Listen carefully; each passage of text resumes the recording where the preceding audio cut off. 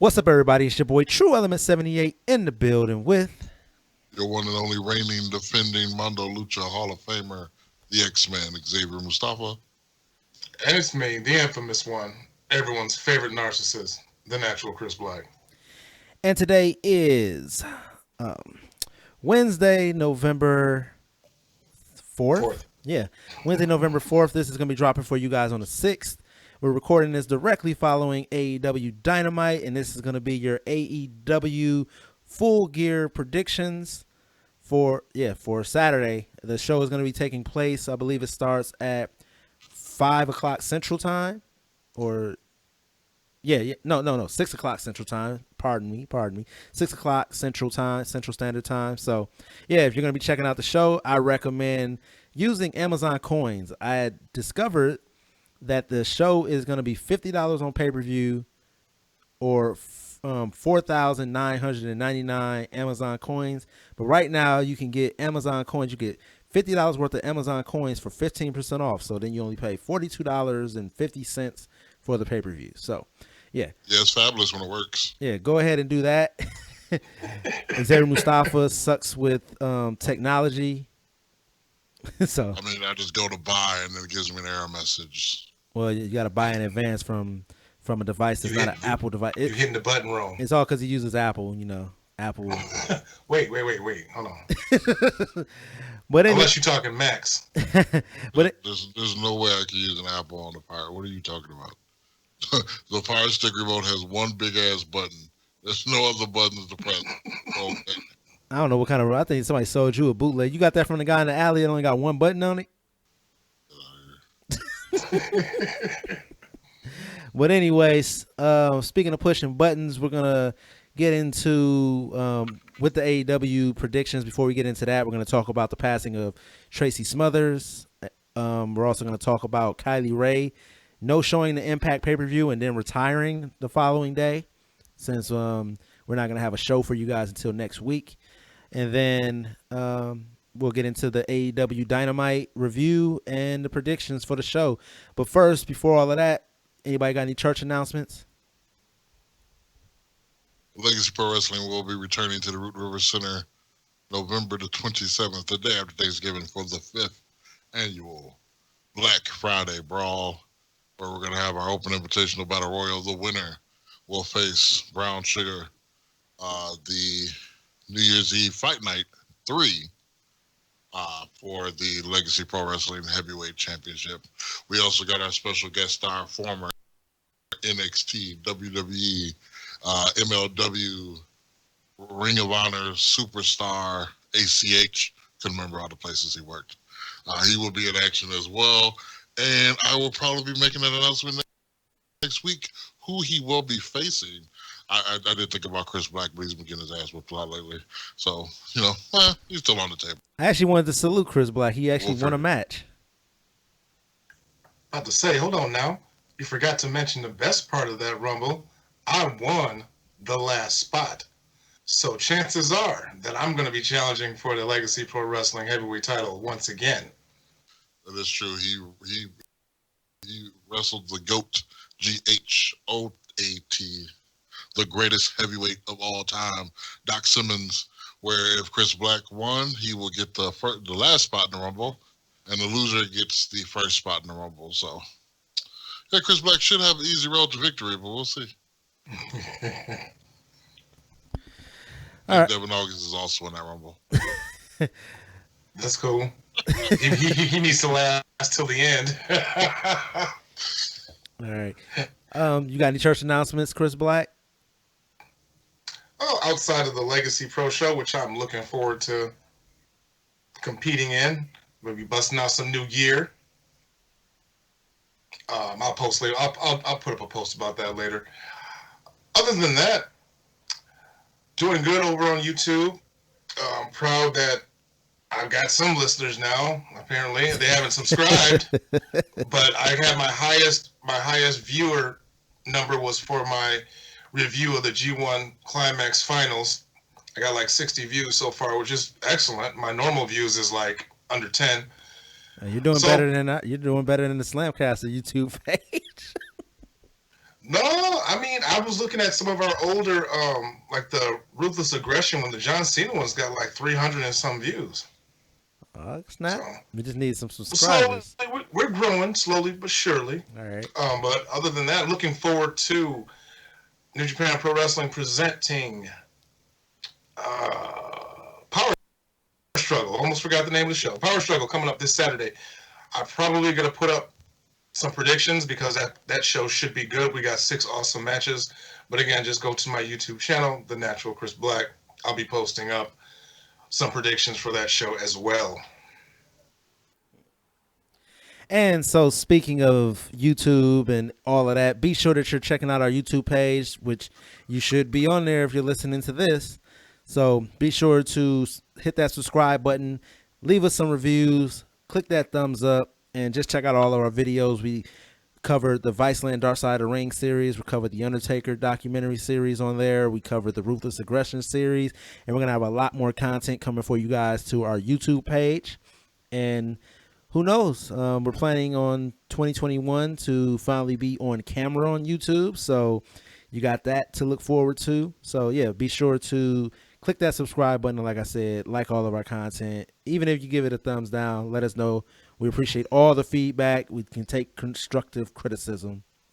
But with that, I'm actually, go ahead. Speaking about our YouTube channel, I've actually been enjoying a lot of our reviews of the Undertakers, because we recorded it a couple months ago. So it's interesting to hear our reviews now. I'd be laughing my ass off just putting us over a little bit. Tru Element, what do you got going on? What's your church announcements? Go to any interesting parties or anything lately? Don't tell those listeners about? No, only plans I got, I'm about to start cutting so that I can make sure that Xavier Mustafa can fully embrace and enjoy his retirement in 2021. So just help. Been making that promise for 2 years.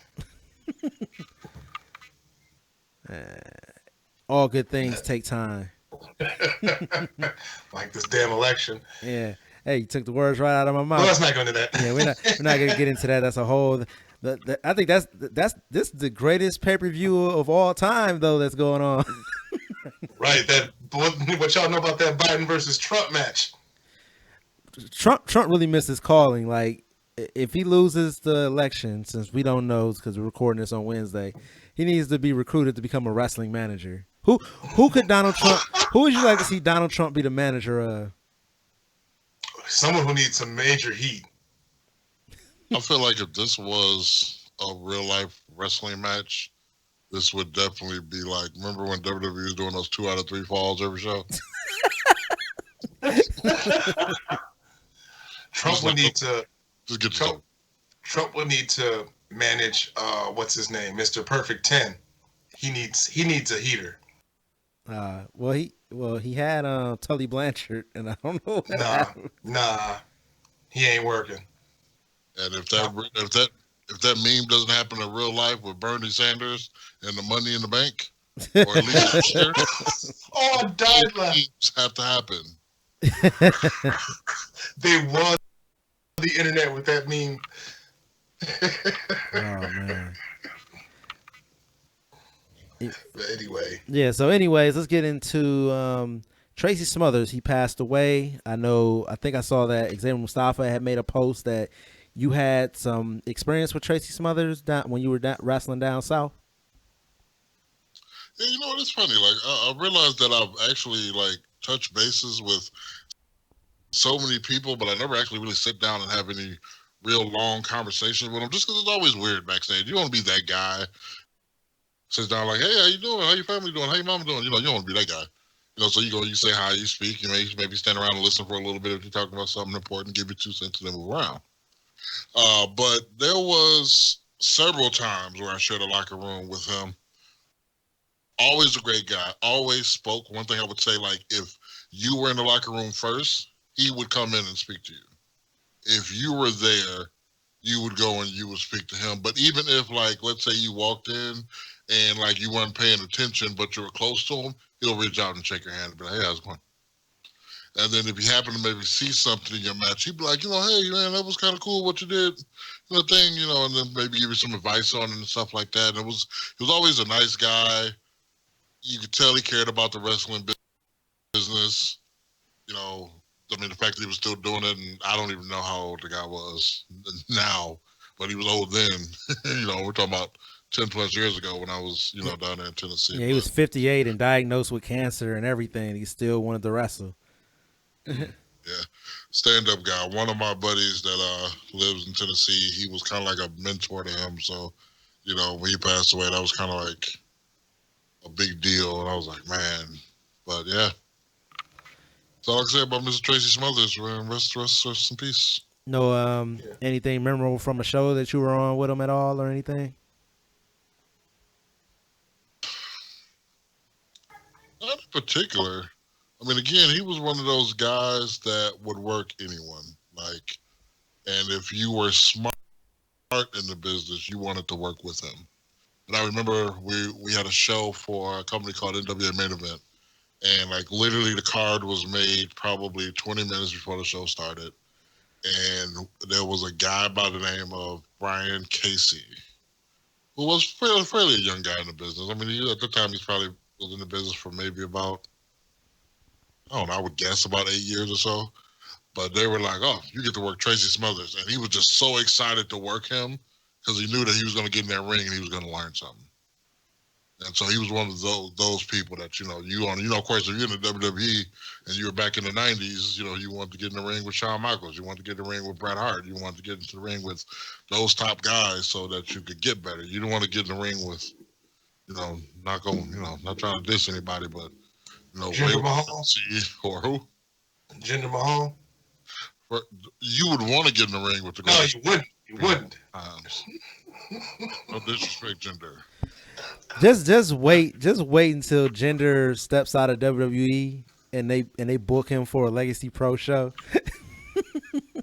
Book him for what? For a Legacy Pro show, and you got to work Jinder. Shoot pin. I don't know what to say. Jinder was what we all needed at that time because there was there was nobody else. There was nobody else to pick that ball up and run with it. Yeah, Jinder Mahal. Hold on. Jinder Mahal was Jinder. So what you're saying is Jinder Mahal. Hoagie's dog could have ran that ball better. So what you're saying is Jinder Mahal was the Joe Biden of professional wrestling. That man got out there. He got heat. He made you wanted him to lose that championship like a good true heel is. Yeah, for all the wrong reasons. Hey, at the end of the day. All right. A dollar is still a dollar. Yeah, so it's still a dollar, and 100 pennies is still a dollar. There's heat, and then there's turn off the TV. And in other news, we had the Impact Wrestling Bound for Glory pay-per-view that me and Xavier and Mustafa checked out. I believe the natural Chris Black got to check that out as well. The first half. Yeah. And on that show, there was supposed to be a women's title match, which was supposed to be Deonna Purrazzo taking on Kylie Ray. And Kylie Ray no-showed the event, and so Su Yung replaced her, winning the Impact Women's Wrestling Championship.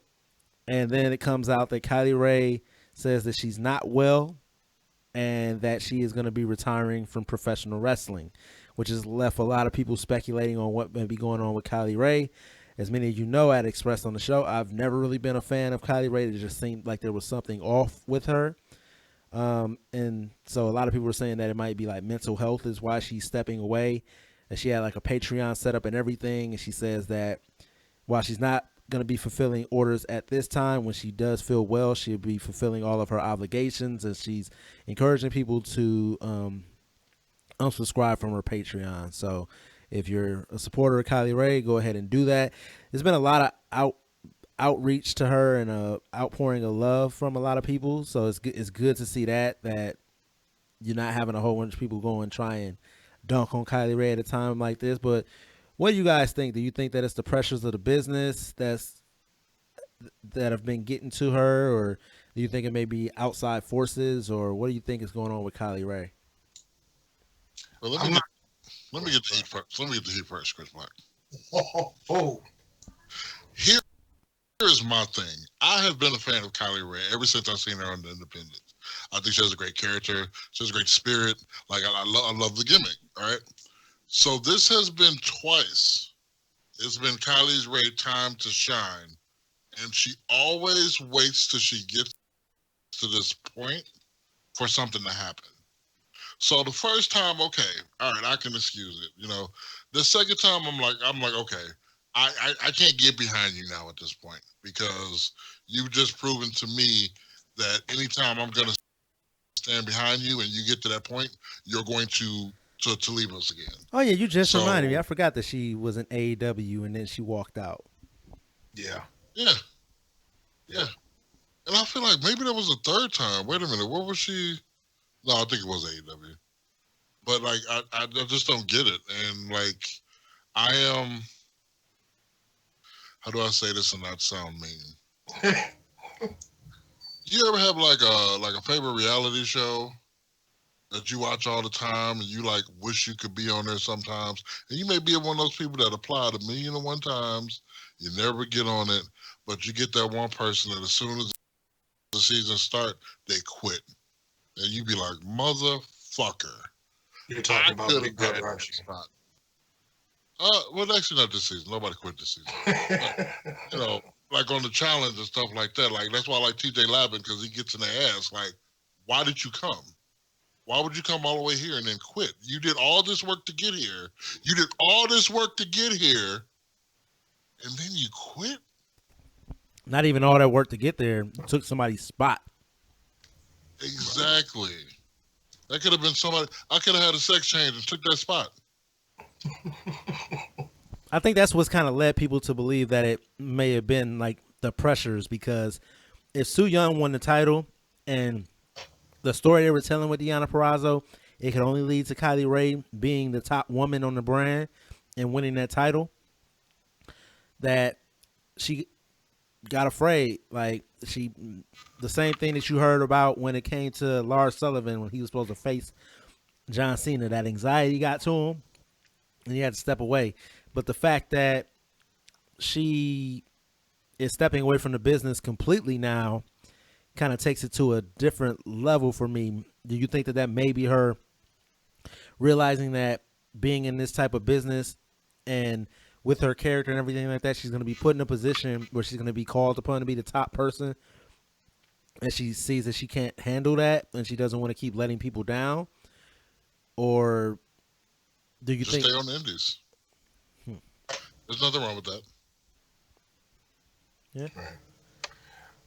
Well, especially because, you know, not to take anything away from Kylie Ray, I don't know her personally, but when it comes to, I don't want to minimize it and say like stage fright or like fear of succeeding. This business is just not for everybody. And I know you two gave me a little bit of shit when I said that in order to be successful, you kind of got to be an asshole. You kind of have to have an ego because a lot of times you can't handle the pressure, especially when pro wrestling is known to be kind of a toxic environment in some cases. If you can't handle your coworkers, if you can't handle the lifestyle, if you can't handle the fame, when it's time for you to shine, you might take a step back. So I'm not saying anything disparaging about her. Perhaps she just can't handle the pressure. Again, not everyone is made for this lifestyle. It's a shame because I think that she does have talent. But man, this is the second time you kind of let the fans down. I understand that your health is important. I guess that's the bottom line. You do what's best for you. But it's going to be hard if you do come back for fans, at least some of them, to want to put their faith back in you. So, like Mustafa was saying, I mean, it's hard to root for you now because next time when you get your steam rolling, are you going to, you know, take a powder again because the going's getting too tough? Again, not disparaging her at all. Some people can't handle that type of pressure. Who knows? Like I will admit that I don't think I could handle like the WWE travel schedule. I think I I'm kind of more like Brock Lesnar. I don't like doing a lot of traveling. I really don't. I love professional wrestling. I guess that's the difference between me and Brock is like I have a deep love, but I would hate that fucking travel schedule. So I don't know if I would be cut out for like a WWE type schedule. Just my personality, character wise. Kylie Ray, maybe business ain't for you.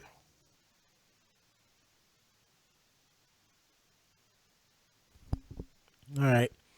Well, now let's get into this AEW review of Dynamite.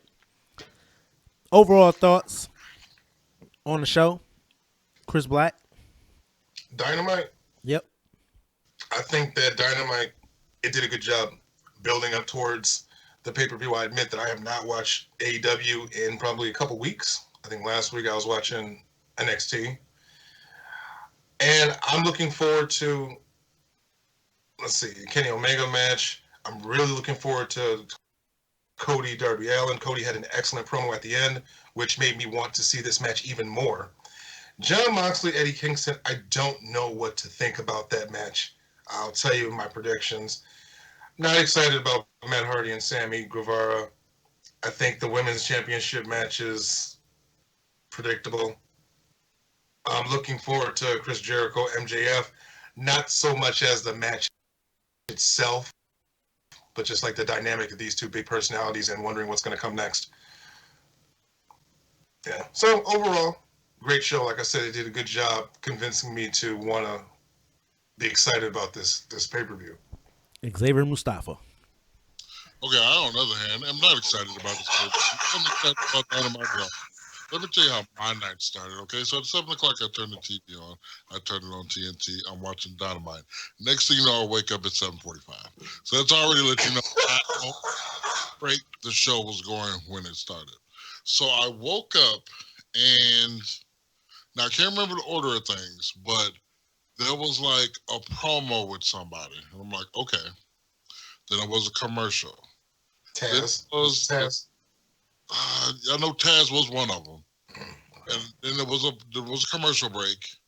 Then there was the Bucks versus Isaiah Cassidy and the other kid. I can't remember the name. What is House Party?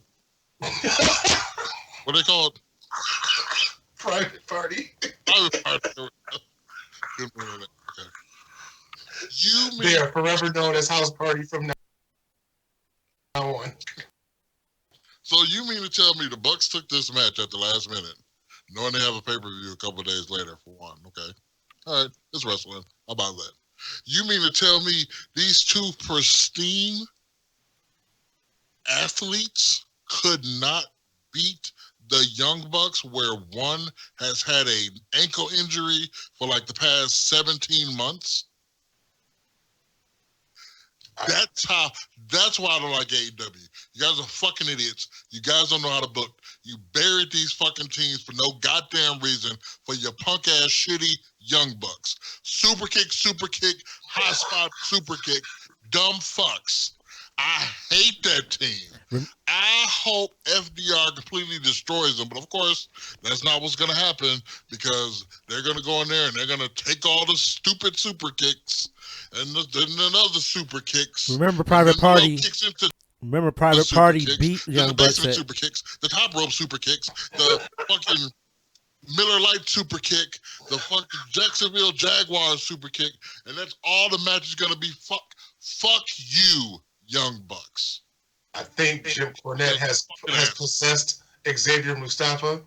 He is channeling his inner Jim Cornette. Yeah, we're gonna have to make that. Y'all could have picked all these jobber teams you have on AEW Dark. You couldn't put them against them. Hey, we're gonna have to make that meme where it's like the 4 boxes where they transition, and it's gonna be Jim Cornette turning into Xavier Mustafa.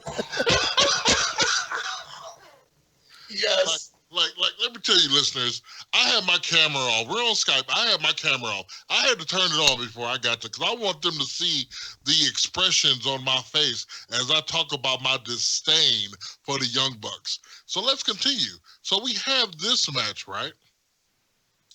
Then we had another commercial, another promo. I want to say the other promo was Um, uh, Vicky Guerrero and Nyla Rose. Yeah, Nyla Rose had the match. First of all, them two just came out like they just came from brunch or something. Like, I was like, who the fuck is these bitches? And I'm like, oh, okay, it's Nyla Rose and so. I'm like, you gotta be kidding me! I fucking knocked the cord out of my headphones. Mustafa, you need to watch AEW more often because I'd love to hear your thoughts. Okay, so they come from brunch. They come cut the promo. I think Nyla Rose might have had a match. I don't know because I was getting sleepy again. And then there was like an Eddie Kingston promo. So that wasn't wrestling for like a good 25 minutes. It was commercials. Commercials and promos. Then we finally had, I don't know, an 8-man clusterfuck that I didn't pay attention to at all. And then, of course, you get the savior of the masses. Oh, Triple H, I'm sorry. Oh, Cody Rhodes comes, and I'm the best wrestler here. Let me cut my promo with the same cadence as I always do and talk about how I'm Cody Rhodes and you, what's that dude name? Darby Allin. Darby Allin. And you, Darby Allin, you're only here because I wanted you to be here. And you want to come after the TNT title. You want to be the face of the company. Isn't that your heavyweight champion? Isn't your heavyweight champion case? But, he's Cody Rhodes, though. He's Triple H. Okay. Cut this promo, whatever. Promo was trash. Same old Cody shit. Let me rewind, because one of those promos was the Eddie Kingston one, which I will say, I loved everything Kingston said. I liked the way that John Moxley cut his promo kind of around him, but I didn't like anything that he said. Like he said, I'd rather have 4 quarters than 100 pennies. What was that supposed to mean? Because if you ask me, I'd rather have a dollar bill. No, actually, I'd rather you cash You'd rather have a small circle of 4 rather than 100. Okay. I'd rather you cash at me and it's on my debit card. So that's my review of AEW. Fucking trash. That's why I don't watch it. That's why I'm thankful that's on Tru Element's plate. Unfortunately, I'm going to watch this pay-per-view, but I'm going to watch this pay-per-view because I get to write it off of my taxes. So, I love Eddie Kingston. If you notice that he had on the shootout jersey, I like that because they don't script their promos, so they were shooting on each other. And I'm pretty sure Eddie King. I'm pretty sure that was a real story for Eddie Kingston. He made all these promises to his mom. I love that segment. I love the promos that they were cutting on each other.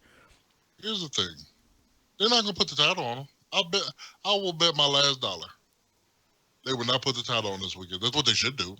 Well, like I said, they should fire John Moxley right away. He's like, you better be prepared to kill me. You're gonna have to kill me on Saturday.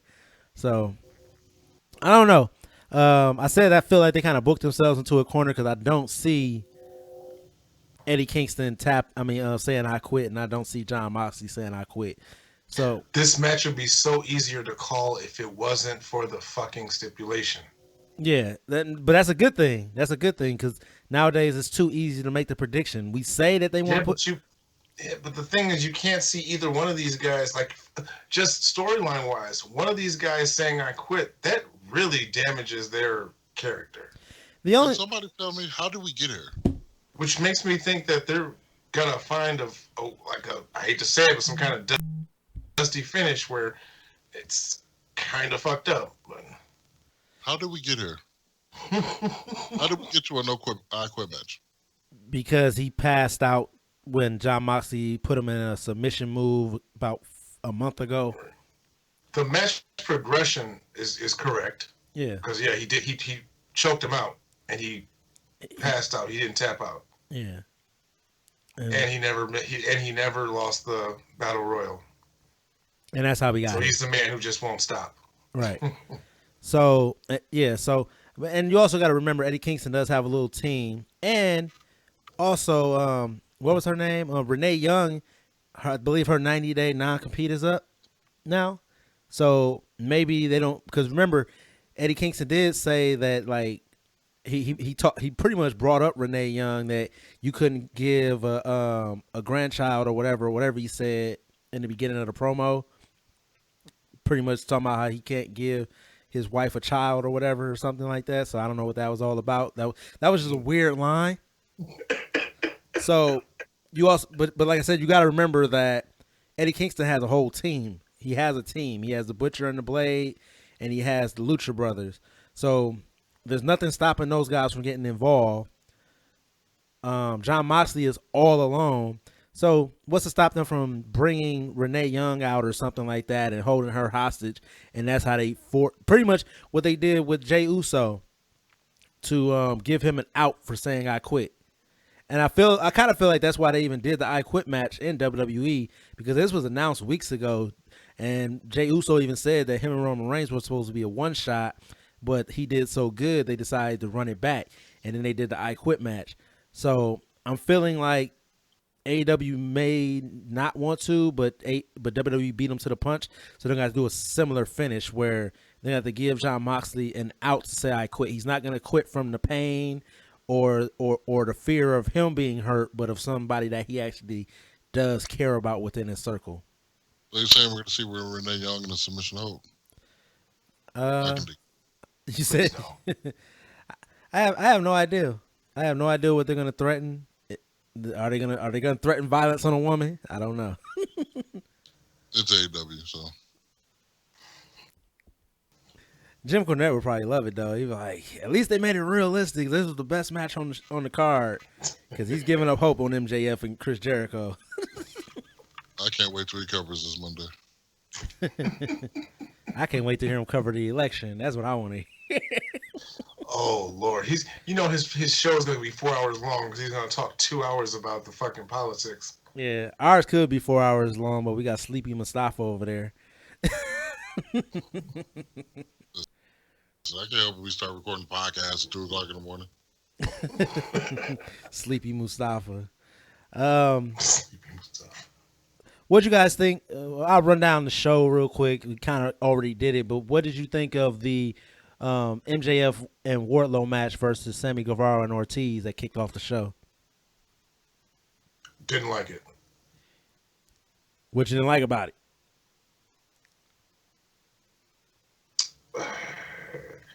So again, maybe it's because I haven't watched the AEW for the past couple of weeks, but now I'm a little confused with this whole Jericho MJF situation. So I get Sammy them don't want him in the clique, but I don't know. There's just something off about this story. Maybe it's Wardlow that just kind of made things weird in the match. Again, I'm sorry, y'all ain't gonna like this, but I'm not really sold on Sammy Guevara as any type of threat to anybody. And then MJF jumping on Jericho. You know, my prediction is that MJF is going to replace Jericho. So I guess maybe I didn't enjoy it because it kind of fucked with my predictions, what's going to happen. Because now I'm not sure where they're going with this story. Yeah. Still interested in the match because I want to know what's going to happen. Yeah, I thought it was kind of weird at the end when he jumped on Jericho, but it does make sense because he said he's willing to do anything to join the Inner Circle. So Jericho, as a heel, his character would be somebody that could appreciate him being a prick and being a dick to him to try to get into the Inner Circle, because Jericho would do the same to do whatever it takes. So it's kind of like auditioning that I can be vicious and I'm willing to go the extra mile to become a part of your team. I don't know. So it just seems like Jericho is the Sith Lord, and he's done invited a Sith apprentice to come in who's going to usurp him. So yeah. And plus Jericho seems to be moving into a face position anyway. Well, I was actually thinking I was actually going to bring this up to you guys. It's been kind of interesting because it's kind of weird. AEW kind of makes it work, and I'm gonna ask you guys what your thoughts were, since I know you guys haven't been watching, but we give WWE a lot of crap, especially when they went to the 3-man team, and ever since the pandemic started, when the pandemic first started and JR wasn't coming to shows and different things like that, Jericho started doing commentary, and now he's still doing commentary. They had a 4-man booth tonight. What did you guys think of that? It was Jericho, Tony Schiavone, JR, and Excalibur out there. But listen, I was on a podcast the other night with, what was it, total of 5 of us, I think it was? Yeah, it was 5 of us. And I got so annoyed because I couldn't say shit. Because everybody's trying to get in what they want to say. And it gets to the point where you're almost you actually got to cut people off. And like that to me, that gets annoying. That's way too many people. The moderator should utilize that mute button. Xavier Mustafa just be slow on the draw. He don't know how to jump in there and assert himself. He got that squeaky little voice over there. He don't know how to just come in there and take authority and take control. Well, I can do it, but I'm trying not to be an asshole at the same time too. We make it work over here. Is anybody gonna take a breath? So maybe somebody else can say something. Okay, I'll just let these. I don't know. I was on that same pod with you, so I don't know. I guess I just know how to break through. I guess everybody else kind of knows how to break through and get their words in. I just know how to interrupt. That's what I want. Yeah, man. We learned it from the president. Because it's like everybody waits to the last word of that sentence, and they're like, "There it is, go." Exactly. So, if you don't know to cut that off at the same time as everybody else, you're not gonna get a word. Exactly. That's a skill, bro. You'll be like, do I gotta raise my hand? So do you script your promos? Let me ask you. You script your promos, or do you just be sitting there like, all right, they stopped talking for 5 seconds. Now I gotta go. Yeah, but that's not a promo with 5 people. Right. You could do a promo with 5 people. One to shut the fuck up, you talk.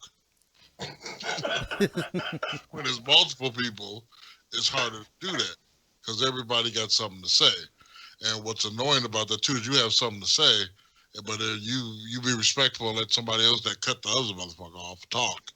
And then you let them do that, and then they're gonna say your point. And you sit there like, well, shit. Now I ain't got nothing else to say. Yeah. And then at the end of it, they be like, oh, Eddie, you really didn't say much. I was like, yes, because you motherfuckers, you. All right, well, we pretty much talked about everything that happened on the show already, except for what you guys think of the Pac promo. Did you get to see the Pac promo? If I'm talking about he was coming back. And it just made me feel like it was an EC3 promo. That's what it felt like to me. I think Pac needs to. I don't want to be all. He needs to join a faction type deal, but I can see him as a loner. But he's missing something, and I think if he was in a faction, whether it be a leader or just one of the main people, I think that will help him out more. But I mean, he's got the skill set. There's just, I don't know, something about his character. I mean, you just can't be a brooding, I don't know, badass or whatever you call it. He has the same character as Jon Moxley. Yeah, but he does it better than. I'll say he does it better than Moxley. Oh yeah, he does it better than Moxley because Moxley lacks intent. Moxley actually lacks intensity. Right. Like I'm saying, I'm about 90% there with Pac. Like I'm digging him, but he's missing something. Well, actually, you know what it is? Pac actually looks like he will beat your ass. Like that. That's what I like. His matches are intense. I'm pretty sure he's a very physical individual. Yeah. Maybe I'll stump that little monkey looking dude. But anyway, one thing about AEW is like, don't they realize that the UK is about to shut down again? So what can you really do with him? Because if that happens, which is supposed to happen, he's gonna have to go right back home. He ain't gonna have to go back home. As long as he stays here, he's fine. They don't send you back because your country. But you don't be living there. You'll be living there temporarily. Yeah, it's the same thing.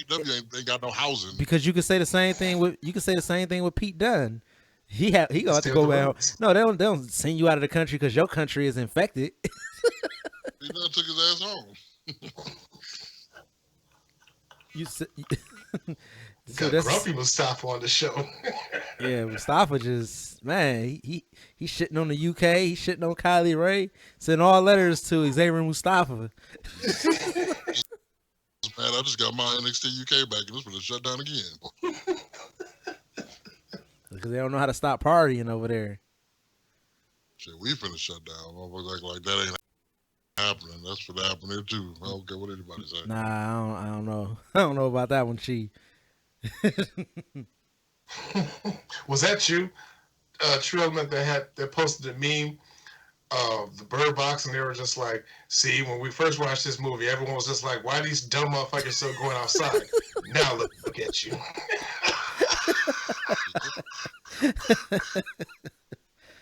Oh, man.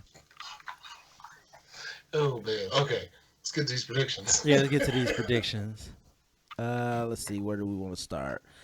All right, we're going to start with the NWA Women's World Championship is going to be defended on the pre-show.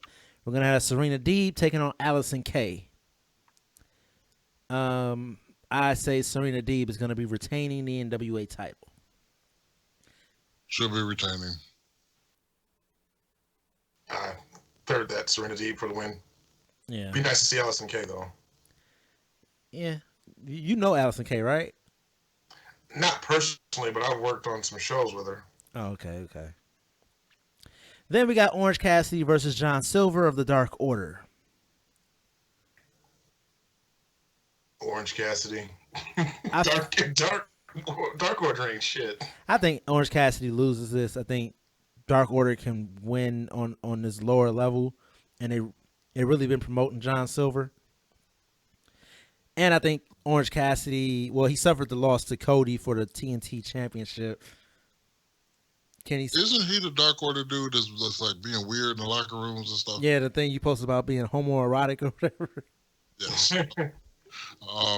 First of all, I want Orange Cassidy to lose because I don't want him ever to throw a Superman punch ever again. I think he throws a better Superman punch than Roman Reigns. No. Stop it. Stop that ridiculous right now. So put your computer down. Step away from it. You're done. You cut off. No more Tru Element this episode. Are you serious? That weak Superman punch? It's the lazy punch. It's the lazy punch. That dude from the Dark Order is probably the only person that I will believe that he can knock somebody out with. Anybody bigger than the guy, no. You know, okay. I don't want to divert our conversation. Maybe this is something we can cover on next week's Slamcaster episode. But I'm just going to throw it out there. Did you guys see the tag match where the Dark Order guy was knocked the fuck out or hurt or some shit, and they continued the match? Yeah, I saw that, and that is an embarrassment. That was some bullshit. Yeah, I forgot who I was talking to about that. And, man.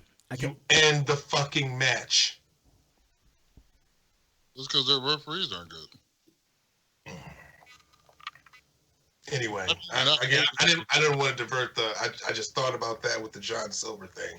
Everybody was doing spots around them and everything. I'm like, y'all disrespectful to the mother. Because I'm like, if that happened to me, we didn't even do that. If I was on that show, I would have caused a DQ or some shit. I would have ran out and I would have apologized to the promoter later. Yeah. So, I said I give it to John Silver. Then since in 2020, everybody has to have a cinematic match now. Even though Lucha Underground did it first, we're gonna have Matt Hardy taking on Sammy Guevara in an Elite Deletion match. Because their last cinematic match went so well. What last cinematic match? What was the last cinematic match? The one where Matt Hardy got fucked up. That wasn't a cinematic match. It seemed like a cinematic match. No, it wasn't a cinematic match at all.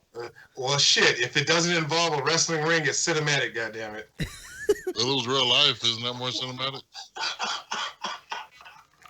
This is I'm predicting Matt Hardy to win this. Yeah, I'm going with Matt Hardy. I think these two guys don't have good chemistry together. That's why this was pre-recorded so they could edit it how to make it look good. And it was at Matt Hardy's compound. So yeah, both of them good wrestlers, but together, it's like oil and water. Who would you say that you've had the worst chemistry with that you had to face more than once? That you're like, why did you keep putting me in this match? We don't have good matches together. Oh, I have to think about that one. I'm trying to think who I'm just like, ugh. I'm outside of someone that's just like the shits. Well, yeah. Like they're good. Like you're like I'm good. They're good. But for some reason, when we're in a match together, we cannot put it together. That goes for you and Mustafa. Mine is the first time. Actually, well, it wasn't the first time, but it was when me and TC Washington recently had a feud. When I say recently, I don't know, like 10 years ago. It was our first match in that series, and we had negative chemistry. And, it was awkward, but then we got over it. Second match, third match was fine. Sometimes you just need to get that one out the way.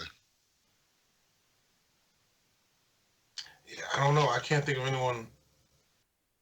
I really have to think about that. I will say I'll change the question kind of. There's ICW, the promotion. I don't fit well with their crowd. Like I'm not going to be all egotistical and be like, "Hey, I'm over everywhere." I feel like, and even dysfunction. You know, the owner, he had to pull me aside. He's just like, "Dude, you're not over with my crowd," because his crowd is more high spots, blood, hardcore shit, and that's not my style. So, as far as chemistry, I don't have that chemistry with that crowd. Need a mouthpiece. And even about a mouthpiece. I don't do none of that dangerous shit that's gonna, you know, give him a hard on or some shit. I fucking work. Speaking of work, who'd you guys pick for the ultimate deletion, elite deletion? Sorry, Matt. That's a Guerrero. All right. Now let's do like WWE and just call them by their last names. I take Harvey. Next up, I think Guerrero. next up, we got Jericho versus Freeman. Freeman. Yeah, I'm giving it to Freeman. Freeman. Jericho does not need to win. And MJF needs to go over dirty. And just so everybody knows, though, if MJF wins, he gets invited to the Inner Circle. He gets to join the Inner Circle. So And he's taking over. Then next up, you got the AEW's Women's Championship match. That is Hikaru Shida taking on Nyla Rose. Predictable. Hikaru Shida wins. I actually think Shida. I think Nyla Rose is gonna win to get her back on television. They got, you know what? They got her and Vicky Guerrero just doing nothing, so they need to give them something to do. Okay, but do you put Hikaru Shida back down the card, or do you have her chase? You ever chase and win it back, and then you have a little bit of title flopping. I think you have her win it back, and based on the way the United States is going and the way Japan is going, I wouldn't be surprised if Rio made a return. Somebody is gonna be returning to AEW. They're building a bigger women's roster. I don't think you take Hikaru Shida and knock her all the way back down at all. But I do know one of the goals of AEW is to create a women's tag title division. Don't. Does anyone really miss Rio? Like up until now, I forgot all about her. Up until you said her name. Yeah, so I don't know. But I think Nyla Rose wins it here. Yeah, to possibly have Hikaru Shida chase. Because you got her, you got Hikaru Shida, you got Big Swole, you got Britt Baker. Those are like your top three women, even though I don't feel like Big Swole should be up there or Britt Baker. That's why I feel like Hikaru Shida, her loss is going to be against Britt Baker when she's ready. And I think Britt Baker versus Nyla Rose is comedy. So two heels, I don't think AEW does that properly. I could see it being done because I don't know. Cause you got Rhea or Reba or whatever out there with Vicky Guerrero. You got Britt Baker, and I don't know. I feel like I said, it would be played up for comedy. I guess. Britt Baker versus her, because she'll be talking about how she can help Nyla with her teeth or something. I don't know. Because you know she's a dentist, right? Oh, is she? Yeah, I was waiting for Xavier Mustafa because he normally does it. What? But he wasn't taking the It's bait. not just a gimmick? All right, then next up you got the AEW World World oops, sorry, I read it wrong. AEW World Title Eliminator Tournament Finals. You got Kenny Omega taking on Hangman Page, and the winner of the tournament gets the a future world title shot. This is one of the matches I'm really looking forward to because I don't know This is one of all the top matches on the card. I think AEW's done a great job of not giving away which direction they're going to go. I want this match to be a match where they both lose. Double knockout? Because I'm over these two. But I'm going to go Hangman Page. Because I'd rather see him go on than Kenny Omega. But it sounds like they're singing the Kenny Omega praises now to try to build him up to be the next heavyweight champion. Ugh. Yeah, I'm going to go with Kenny Omega. I still think that Adam Page is not there yet to make another run for the title, because if he makes a run for the title and doesn't get it a second time, that's, I don't want to say the end of Adam Page. That's going to hurt him a lot. So I don't think he's ready yet. I think Kenny Omega wins. He goes on and takes the title from whoever, and Hangman Adam Page redeems himself and defeats Kenny Omega down the line, goes full circle. Hopefully by then he's ready. Over under 5 V triggers or more.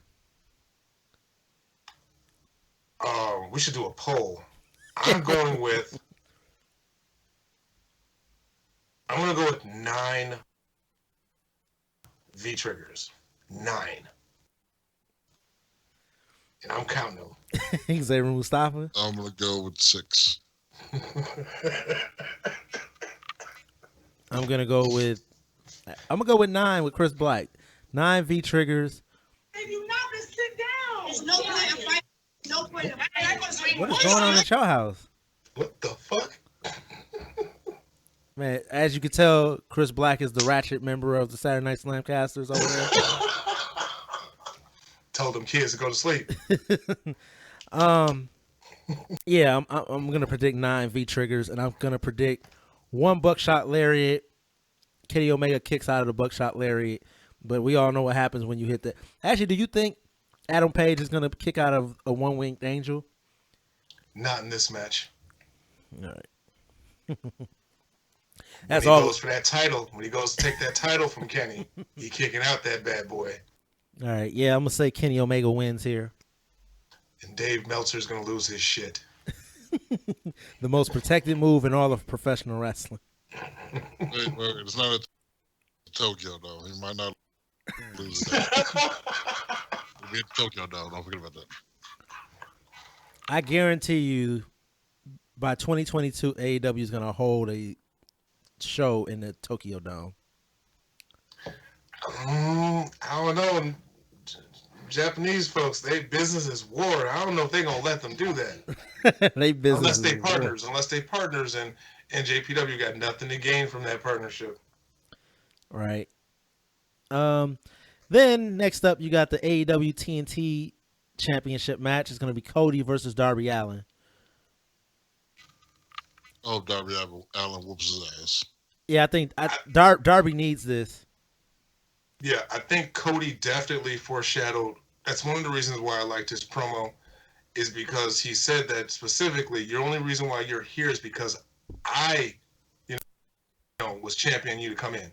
Matter of fact, nobody had faith in you to the point where I had to have the first match with you. And we all 3 of us remember how great that fucking match was. They all laughed at you, but these two sit there and do super kicks all day because they don't know any other moves. So I think that kill themselves. I think Cody is going to do what he's in the position to do and really put Darby Allin over. I think Darby Allin's definitely going to win that title. And I think it's too soon for Cody to lose it, But I think now's the time they need to pull the trigger with Darby Allin. The only reason I would see them not putting on Darby Allin is health reasons, and not like he's reckless, which he is. But he's had several shit in the ring. But he's had several injuries already. So I don't know. But like I said, I'm gonna pick Darby Allin because he's lost every opportunity that he's been given so far. So they gotta throw him a bone. So yeah, Darby Allin. Right. Then you got the AEW Tag Team Championship. You got FTR taking on the Young Bucks. And the stipulation for this match is that if the Young Bucks do not win, they can never challenge for the tag team titles again. Dumb. That sounds familiar. Dumb. I hate that stipulation. I hate it. Because, okay, so my prediction, Young Bucks win because I can't see. This isn't the same thing with the Cody situation. Cody's been doing just fine as a singles wrestler, not going for the heavyweight title. But if you are a tag team wrestler, what the fuck else are you going to fight for? Just be a tag team? That's it? That's all you're going to do? And I can't see neither one of them going singles. So, they kind of have to win, right? So we have another match with some executive VPs, and then they're gonna have a dream match, and then they're gonna put themselves over. Okay, makes sense.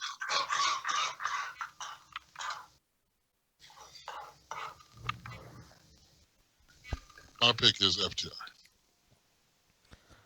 So you think that the Bucks are just gonna forfeit any chance of ever holding tag team gold in their own shit? No, they won't. But I still want FTR to win somehow. Shoot off. I actually think I think FTR is gonna win, and unlike Cody, I think the Bucks are gonna pull some fuckery to try to challenge for the titles again, to try to get over his bigger heels. Like they didn't keep their word. But again, if you maybe I'm thinking too far into this, but it's like you're a tag team. You're supposed to be tag team specialists. You want to prove that you're the best fucking tag team. Well, how can you prove you are the best if you aren't even challenging for the belts? I don't get it. This stipulation is stupid. FTR wins. Young Bucks can't challenge for the titles again. But then the Young Bucks go and win the NWA tag team titles, and they do an all or nothing tag team title match to get the NWA tag team titles on FTR as well as the AEW. Oh, see, okay, now that makes sense. They can't hold the AEW tag team championships, but then they start flaunting around. Let's say like you just said, the NWA World Tag Team belts. I can see that. Yeah.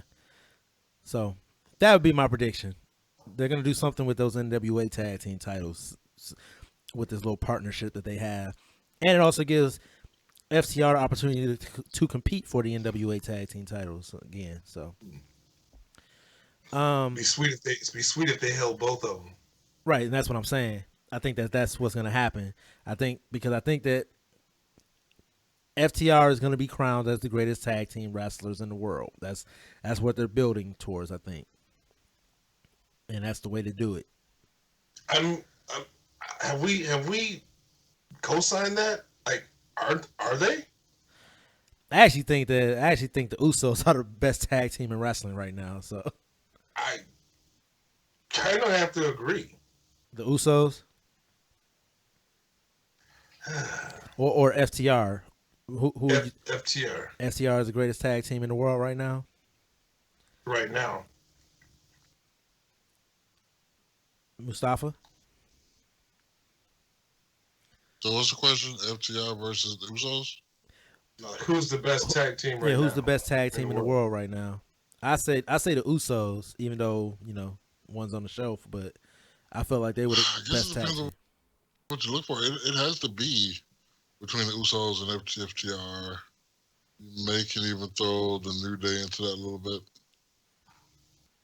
I think I might have to go with the Usos. Sorry. Your hate of AEW is strong. I mean, I like FTR. Don't get me wrong, because I love that they have that real old school. But the Usos are so Dynamic. exciting, and yeah. Because the When Usos, they're heels, the Usos can do it them all. two versus the FTR, which I believe we had in WWE, but I don't even remember. Yeah, remember that was the Usi hot when they was watching them in the shower. They were recording them in the shower. oh Lord. Yeah, see, I can't take the Usos serious when they're are all goofy and shit. I like when they're heels. I'm interested. I'm going to be very interested in see where they're going with the whole Roman Reigns thing. If they become a badass tag team, they might steal that number one tag team spot. They have potential to. I don't like them as baby faces. And then finally, we have the AEW World Championship. Jon Moxley takes on Eddie Kingston in an I Quit match. And I'm going to go first because based on the prediction that we made earlier with Kenny Omega defeating Hangman Page, I do think that Jon Moxley retains here, and I don't know how. Even though last year we had the brutal hardcore match between Kenny Omega and Jon Moxley, and I think that it needs more time to breathe. But do you do Eddie Kingston versus Kenny Omega? And it doesn't say the time limit on the world title opportunity for Kenny Omega. So I don't know. I have no idea who would be next in line if Eddie Kingston won.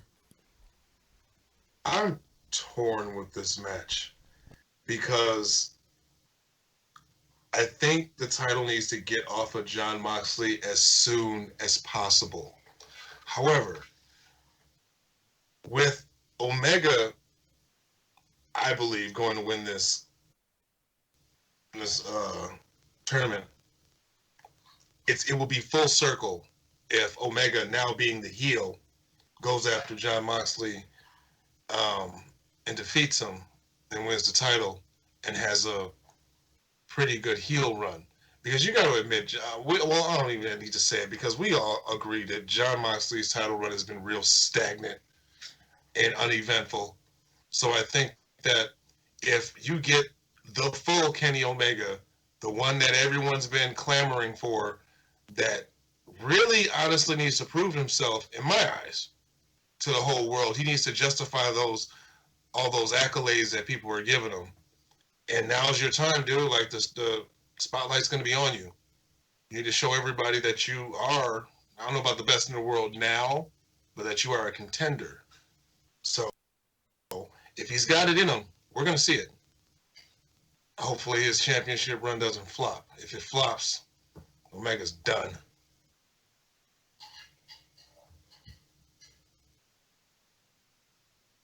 But I say all that to say Jon Moxley wins, even though I want Eddie Kingston to win. I hope Eddie Kingston rips him apart and spits him out. And his remains mutter, "I quit."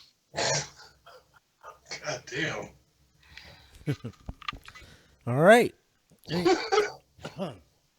Anything else from you guys? That's it. Watch NXT on Wednesdays. Also, if you haven't yet, be sure to check out the Walter versus Dragunov match from NXT UK. And speaking of that match, you know, it's that time of the year where we're putting together our match of the year list and everything like that. And we're going to be doing a show. It's going to be dropping around Christmas time before New Year's for you guys, discussing the match of the year, tag team of the year, all those different things, all those different accolades, match of the year. So, yeah, be sure to subscribe to the podcast wherever you get your podcast from. Just search Saturday Night Slamcasters over there. Also, be sure to hit subscribe on here. Give us a thumbs up. Give us a thumbs down. Do whatever you feel. Other than that, you can also find us on Twitter.